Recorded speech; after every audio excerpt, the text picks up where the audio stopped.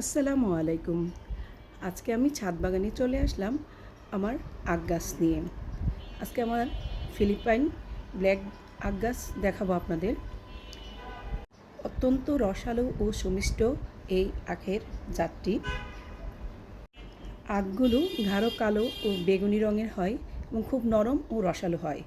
এর খোসা হাতের আঙ্গুল দিয়ে ছাড়ানো যায়। দেশি জাতের চেয়ে এই আখ গাছ অনেক বেশি মিষ্টি হয়।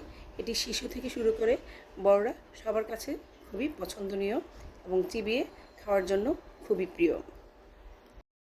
এই জাতের আখ গাছ সাধারণত 12 থেকে 15 ফুট পর্যন্ত লম্বা হয়। একটি গাছ থেকে প্রায় 10 থেকে 15টি নতুন চারা বা কুশি গজাতে পারে।